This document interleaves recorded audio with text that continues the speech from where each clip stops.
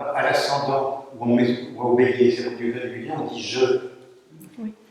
Au fond du ciel, on dit je suis. Au descendant ou à la balance, on dit nous. Au Capricorne, au milieu du ciel, on dit nous sommes. Vous voyez, c'est ça. Donc, là, le fond du ciel, ce que Rudyard appelle le don de l'appartenance, c'est le cancer, c'est la maison 4, c'est-à-dire la famille. Une fois que j'ai trouvé le centre de moi-même, premier niveau d'interprétation, la famille, papa, maman, la bonne et moi. Bon, c'est vieux ça, hein, c'est très vieux. Robert Lamoureux, je pense que ceux qui n'ont pas 20 ans, qui n'ont pas eu 20 ans à ce moment-là, vous connaissez pas, tu connais Robert Lamoureux?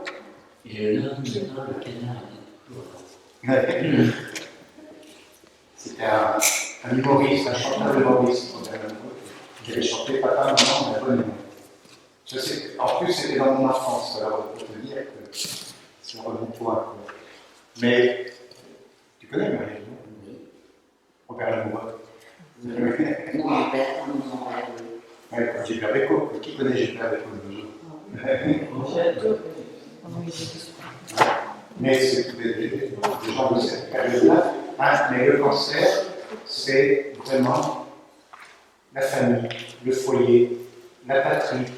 Vous lisez tout ce que dit l'astrologie traditionnelle, c'est là où on s'enracine, dans notre appartenance, où on s'identifie, premier niveau d'interprétation, à notre milieu. C'est pour ça que les gens qui sont très marqués par le cancer primaire sont des gens qui sont parfois, quand je dis primaire, hein, ça veut dire, hein, qui sont identifiés à leur famille. Ils sont très famille, très popotes. Hein, ils sont très dans le besoin de sentir qu'ils appartiennent à une famille, à une communauté, à un pays. Et je peux en témoigner parce que moi j'ai fait du ciel en cancer.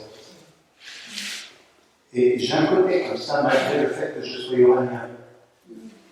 Ouais, pour moi, la famille, l'Iran me dit tes cousins, bon, on n'a rien à voir avec eux, on n'a rien à se dire, ils ne sont pas branchés, ils sont vraiment sous le cul. Je dis c'est mes cousins. C'est mes cousins. Mon frère, c'est mon frère. On n'est pas branchés tout à fait de la même manière, mais là, avec les transits que j'ai, en ce moment, Uranus qui vient de la maison 3, dimanche, mon frère, je ne l'avais pas vu depuis une éternité, il était de passage dans le camp, on a passé 2 heures, 3 heures ensemble, on était reçus. Première fois qu'on était sans nos femmes, et c'était un moment merveilleux de retrouver mon frère sans qu'il y ait d'interférence des femmes. Je crois qu'il y a des femmes qui sont là. C'est pareil, on ne peut pas communiquer vraiment. Mais sans échapper. Mais là, on était pour une fois tous les deux seuls. Et ça, c'est le cancer. Et lui, il est cancer, mon frère. Et moi, j'ai le fond du ciel en cancer. Et quand on s'est quitté, on ne sait pas quand on va se revoir, on avait les larmes aux yeux tous les deux. Parce qu'on venait de passer un moment extraordinaire. On avait évoqué notre enfance, on avait évoqué plein de choses de notre vie. Il m'a raconté des choses de sa vie qu'il ne m'avait jamais vraiment raconté, des choses très intimes, des choses très intimes. Et ça, c'est la maison 4, l'appartenance. Mais le risque qu'il peut y avoir dans l'appartenance, c'est de rester identifié à sa communauté. C'est pour ça que Rudyard dit, effectivement, il dit que c'est l'appartenance, mais c'est aussi la non-appartenance finalement. Hein, c'est-à-dire que dans le cancer, si on reste identifié à sa communauté, à ses racines et tout, il ne faut pas renier pour autant, puisque c'est notre karma, eh bien, le risque qu'il peut y avoir, c'est de sombrer dans le communautarisme. Ce à quoi je me refuse absolument.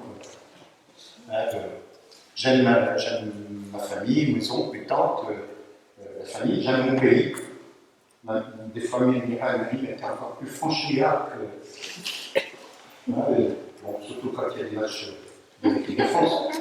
Mais elle m'a dit qu'il il y a des côtés de toi qui sont complètement franchouillards, alors que par ailleurs, tu es complètement universel. Cancer. J'aime mon pays. Quand il y a un Marseillais, je vais debout et. Non, c'est pas vrai. Je pense qu'on fait ça plus. Donc on fait ça plus, je crois mais quand on fait ça plus, je crois que tu dis que le cancer qui a évolué, en fait, son appartenance, c'est le monde. Oui, le cancer, le cancer qui rentre progressivement dans le transpersonnel, tout pays est sa patrie. L'univers est sa patrie. Tous les hommes sont frères. L'appartenance là, elle s'est ouverte à l'universel. C'est le transpersonnel.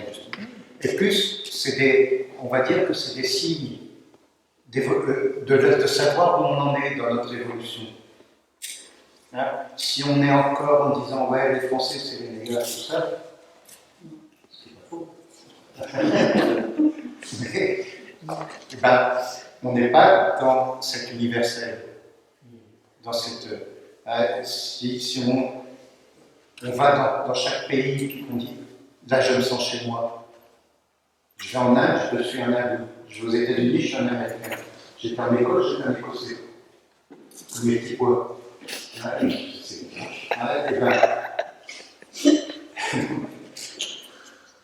bon. Non, mais voilà, je pense, c'est ce que dit Yogananda aussi, c'est que chaque pays a quelque chose de magnifique, de beau, de profond, qui nous nourrit. Et ça, c'est l'appartenance du cancer à l'universel, quelque part. Mais le cancer primaire, il n'ose pas sortir de son home, sweet home. Voilà, ça c'est le cancer. Je l'ai vu tellement de fois. Je me rappelle une fois une consultation que j'ai faite avec une femme. C'était à Genève. Elle n'en pouvait plus d'être dans la relation dans laquelle elle était. Parce que l'homme avec lequel elle était, il n'entendait pas sa demande.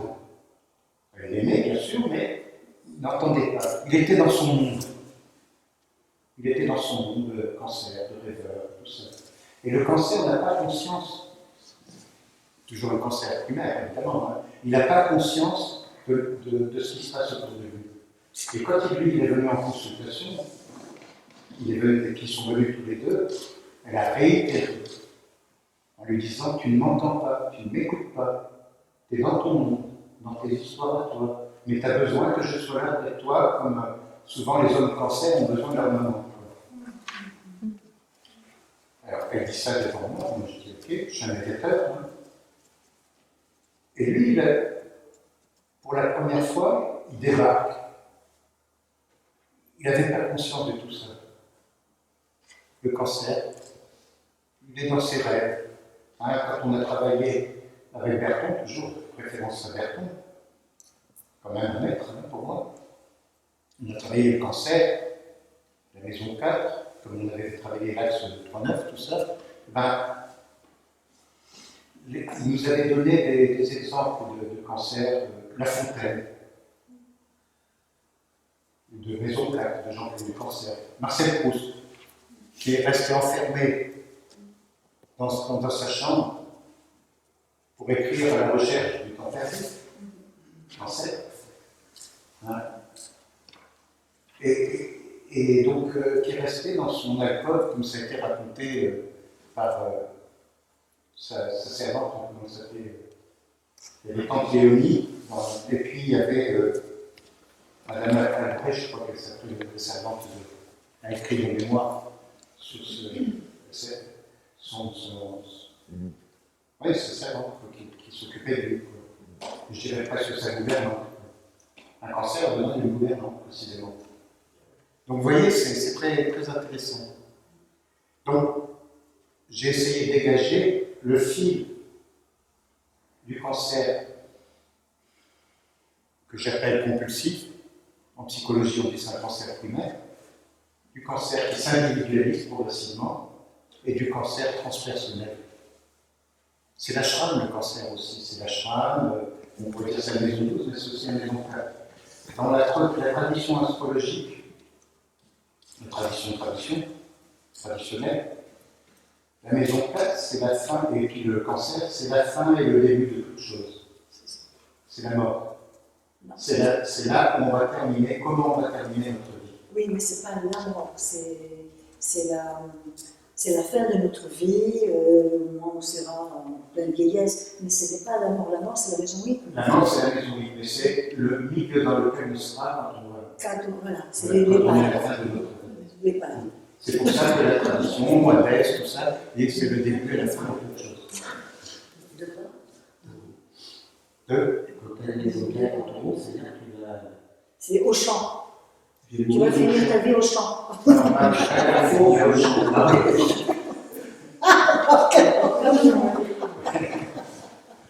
les champs. On va Intermarché, ici c'est Intermarché.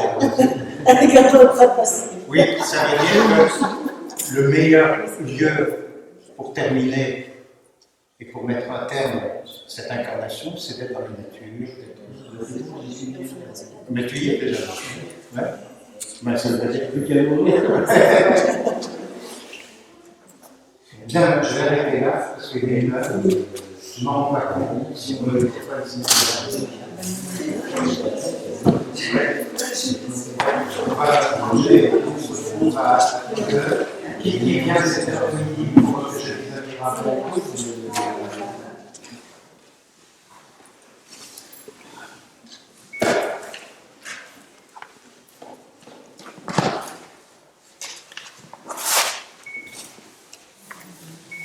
Alors, ce matin, nous en étions restés au cancer, l'appartenance, mais on en était resté aux aspects plus, disons, théoriques, mais on n'avait pas eu des témoignages de cancer ici. Non, hein. Encore une fois, c'est pas simplement une planète qui est dans le cancer qui va nous donner des caractéristiques cancer d'une manière générale, dans la prophétie, mais il faut voir comment des éléments importants, l'ascendant, la lune, le maître d'ascendant, très important, toujours vous rappelez, quand vous regardez un thème, toujours regardez où se trouve le maître de l'ascendant. Je ne sais pas, Capricorne, ascendant cancer, le maître de cancer, c'est la lune. Si la lune est en poisson, j'avance. C'est pas pareil que quelqu'un qui est cancer, ascendant Capricorne, je sais plus Capricorne, ascendant cancer, et que la lune en vierge. Ils ont des choses en commun, bien sûr, mais ça s'arrête là. Après, ils ont le même ascendant, chacun dans un signe différent. Donc, ils ne vont pas fonctionner exactement de la même manière. Mais ils auront des caractéristiques communes, quand même. Qui a des cancers? Saint-Martin, oui. Oui, ascendant cancer, le sud cancer et Uranus cancer.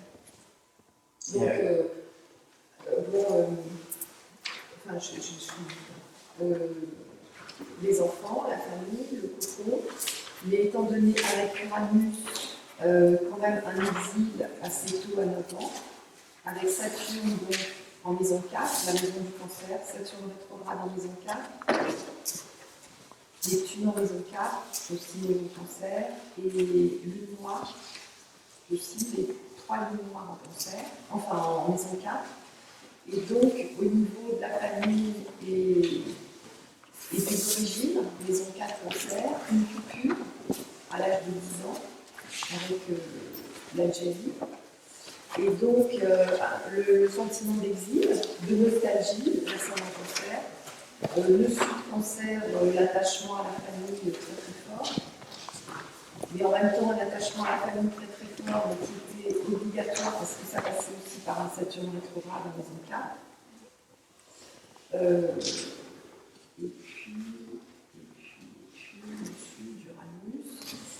Et en fait, oui, c'est Uranus à chaque fois qui m'a fait déconnecter des attachements cancer, en fait, avec l'Algérie, après un divorce, et puis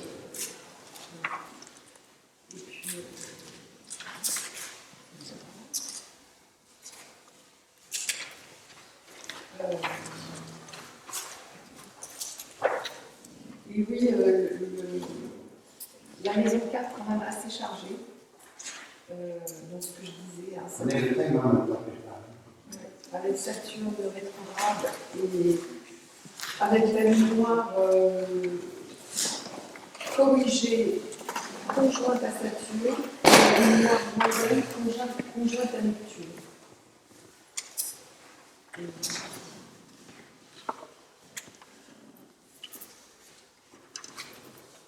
Et net ascendant. Et le maître d'ascendant en Vierge en maison 3. Mais elle devient, J'ai quand même une connotation, étant donné que j'ai un maître d'ascendant quand même, enfin je sens le côté vierge dans mon thème quand même, un maître d'ascendant. Et c'est ce que je disais à midi, c'est vrai que les ascendants cancer, parce que la lune dans tous les thèmes, c'est super important. Et avec un ascendant cancer, ça fait presque doublon. Donc c'est vrai que les ascendants cancer, le maître d'ascendant, je trouve qu'il est encore plus, parce que c'est juste la lune, il est encore pas plus important, mais bon, il est en avant un peu encore plus. Ouais. Parce que c'est la lune et en même temps le maître d'ascendant. Parce que de toute façon, quand on regarde la personnalité, on regarde la lune, on regarde l'ascendant. Ouais. La lune est très importante, c'est une expression de nous-mêmes. Et je dis toujours, quand on se rencontre au début de notre vie avec d'autres personnes, on ne devrait pas dire quel est ton soleil, mais quelle est ta lune. Parce qu'on fonctionne suivant la lune, le soleil, c'est un idéal pour nous. Souvent, on confond notre idéal avec ce qu'on est en train de vivre, quelque part.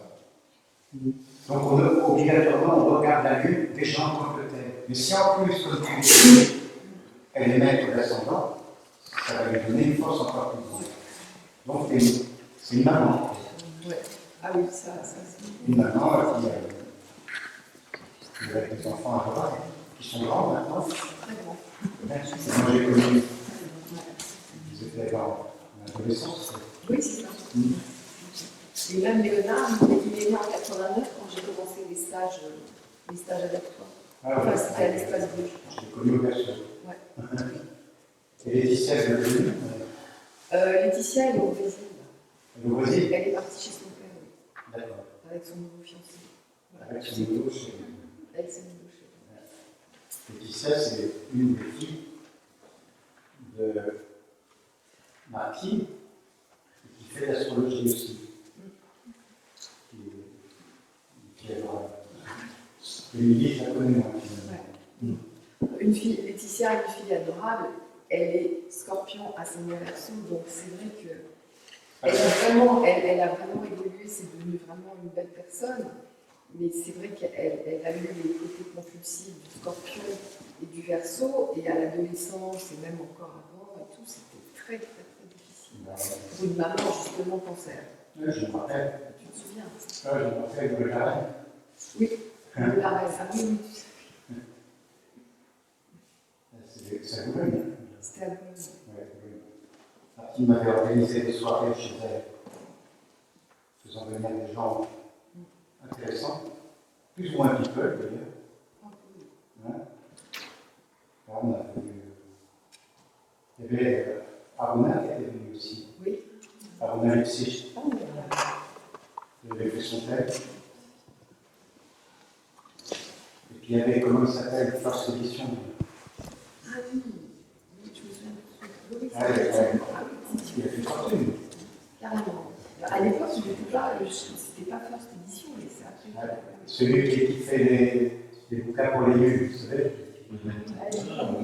Comment il s'appelait? Ouais, je ne me souviens plus.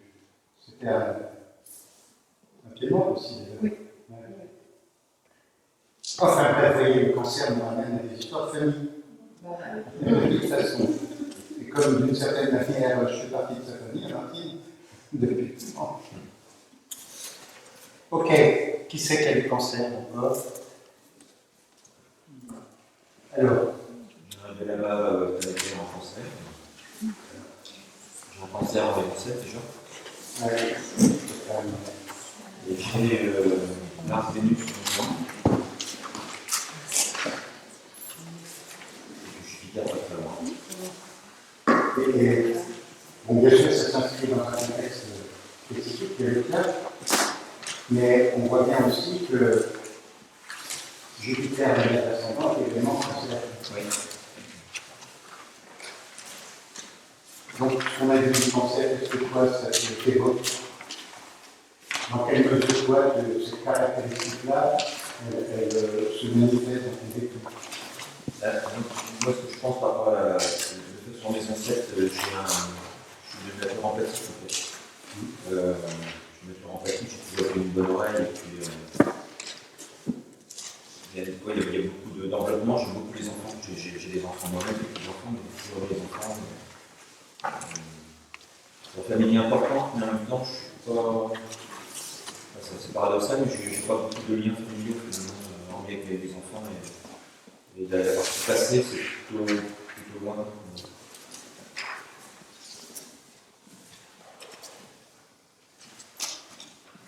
Oui, il faut le situer dans le grand trigone d'eau. Ce qu'on appelle un grand trigone. Il y a un grand trigone d'eau. C'est intéressant parce qu'on voit les gens, enfin les gens, nous, les gens. Vous avez mon thème, vous voyez très bien pourquoi je dis ce que je dis, pourquoi je comprends ce que je comprends et tout ça. Mais on voit comment chacun est ici dans le groupe. Et Stéphane, le côté cancer, un peu en retrait, mais attentif. Oui, c'est ça. Ouais. Grand trigone d'eau, très grande sensibilité. C'est vrai. Parce qu'il n'y a plus de conjoint dessus, en plus. Trigone, certes à Saturne à la fin du poisson, lequel Saturne est trigone à Jupiter, Jupiter trigone à Neptune, ce qui fait un grand trigone d'eau. Avec un cerf-volant, du coup, sur Uranus Pluton. Donc il y a une tête d'une profondeur, mais d'une élévation aussi, le cerf-volant. Ça n'empêche pas d'avoir, quand on a un cerf-volant, de penser rapidement. Donc, ce côté cancer, il est bien présent. Ah oui. Et puis, de toute façon, tu es, comment dire, dans ton métier, dans ta vie sociale et tout, tu es assez réservé. Oui, je suis un timide au départ et très réservé. Je ne suis pas un expansif. Mais, il faut prendre par le sentiment. Voilà. Mais, vous voyez, ok, quel cancer encore? J'ai le soleil, Mmh. mon petit soleil en cancer, Ouais. mais je me retrouve plus dans ce que tu disais, le deuxième type cancer, celui qui aime une baroudée, celui qui va dans le monde et qui se sent pas touché, Ouais. mais pas de cancer pur et dur, Oui. home sweet home, etc.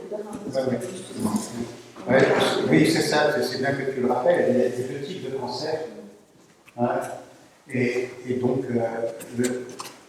ce qu'on dit d'habitude dans l'astrologie traditionnelle, il y a le cancer casanier, que tu viens de dire, une pomme sous pomme, qui a un pantouflard et tout ça. Souvent, les hommes cancers peuvent avoir des pantouflards, justement. Quand elle restait tranquille chez eux, à regarder la télé, tout ça, dans le pire des cas. Mais, et puis il y a le cancer vagabond. Le cancer vagabond, c'est ce que tu viens de dire, tout dépend du reste du thème, évidemment. La première femme, elle a été marquée par le cancer, mais elle avait une Uranus en Gémeaux, elle était ascendant Lion avec Pluton à l'ascendant, et quand on partait, c'est avec elle que j'ai beaucoup voyagé, en Inde, aux États-Unis, tout ça en Écosse, et partout où on allait, on louait une maison, et elle en faisait un sweet home. Partout où on allait, elle refaisait un lieu, alors que moi, je vais n'importe où, je ne me préoccupe pas de l'endroit où je suis. Enfin, pourvu que j'ai un toit sur ma tête, et puis que je puisse dormir, et puis bon, maintenant, vu qu'il y a Internet, je puisse faire mes petits trucs. Je ne me préoccupe pas de tout ça. Mais elle était vraiment comme ça. Les grands frigos d'eau aussi, pour celles qui sont venues tout à l'heure à la maison, à la galerie, vous voyez le côté d'eau, hein, le grand frigo d'eau, voir le décorum de notre maison. Bon, c'est une peinture de miracle, tout ça, mais ça joue. Mais toi, tu as bien fait de rappeler ces deux types de cancers. Ok. Donc, le cancer, en fait, on verra avec la maison 4 aussi, c'est un enracinement. Si vous prenez, je ne me retrouve quand même, le symbole salient du 0 degré du cancer, c'est-à-dire 90 degrés en avant du bélier, de 0 bélier à 0 cancer, et que vous prenez le symbole salient 0 cancer, qui est la fin, donc qui marque la fin du premier cadran et le début du deuxième cadran, qui va de cancer, lion, piège. Donc tout ce que je dis là, c'est tout ça qu'on a gagné sur. On ne répétera pas avec les maisons, puisque c'est la même chose avec les maisons, sauf que les maisons se situent sur un plan concret, alors que les signes, encore une fois, sont dans le domaine énergétique. Le dire nous dit 1 degré de cancer, donc c'est le degré du cancer, donc c'est 1 degré. À bord d'un navire, les marins amènent les couleurs et hissent un nouveau drapeau. Acte symbolique signifiant un changement radical d'obédience, point de non-retour. Et Rudhyar exprime ensuite: nous sommes maintenant parvenus au carré, 90 degrés, du début de l'enchaînement cyclique. Il s'agit d'un moment de crise, un cap très difficile à passer. Dans le cycle zodiacal, le Soleil arrête sa progression vers le nord, déclinaison, au solstice d'été. C'est la période pendant le cycle annuel où le Soleil se lève et se couche le plus au nord par rapport à l'est et à l'ouest. Le point du coucher se déplace lentement vers le sud, sur l'horizon occidental, et la durée des jours diminue. Dans le cycle de la lunaison, qui est un des fondements aussi de ce travail, on a évoqué avec la nouvelle lune avant la naissance, on a dit que Sophie était à la fin d'un cycle et elle allait démarrer un nouveau cycle. Dans le cycle de la lunaison, d'une nouvelle lune à une autre, cette phase correspond au premier quartier. Sur le vaisseau que symbolise le moi, donc à bord d'un navire, hein, et la conscience flottant en quelque sorte sur l'océan du vaste inconscient, la volonté individualisée prend une décision foncière. Le yang dominant laisse la force libre entamer sa longue ascension de 6 mois vers le pouvoir. Le collectif va graduellement prendre le dessus sur l'individuel et à la fin, l'État supplantera l'individu. À présent, toutefois, le sujet vit son heure la plus glorieuse. Il exulte à l'idée de prendre une libre décision, autrement dit, d'agir en individu, qui détermine ses objectifs et choisit son plan. Donc c'est là que je suis dans le cancer. Je trouve mon foyer, ma famille, à un niveau spirituel, je trouve mon foyer divin, mon foyer intérieur. Mais sur ces bases qui sont celles du cancer et de la maison 4, c'est les fondements, c'est les fondations.